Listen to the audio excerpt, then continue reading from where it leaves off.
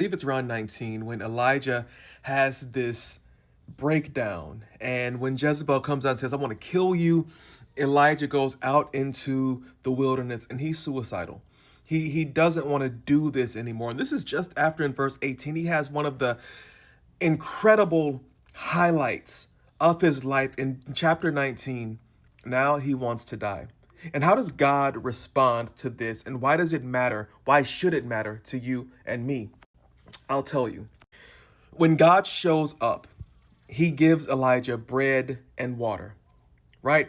And then he comes back later on and he gives him more bread and water, tells him to go to sleep. God doesn't say, he doesn't berate him. He doesn't say you should have had more faith. I got you. He doesn't say you should pray more, you should fast more, you should have been in my word more, you should have been spending time with me more. He says, brother, rest. Because I know that this journey has been a lot for you. It's been too much for you. Now, here's why this should matter to me and you.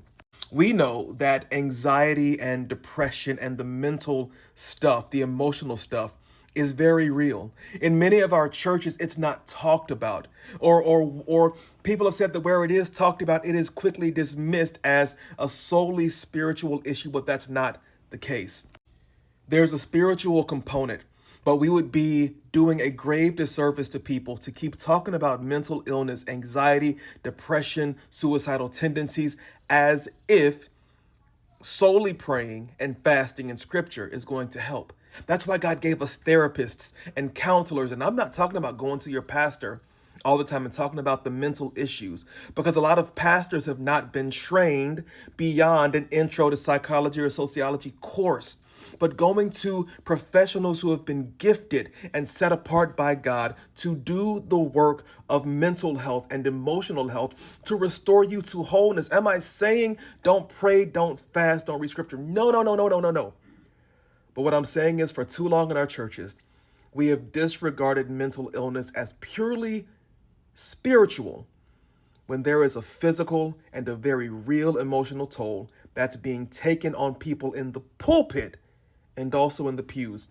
I talk about this in episode 45 of Faith Formed, that's dealing with anxiety and faith. And I believe that it will be a ray of hope and encouragement if you are one who suffers from that. Go give it a listen, come back, and let me know what you think. Faith Formed episode 45, links in the bio, comments. Be blessed.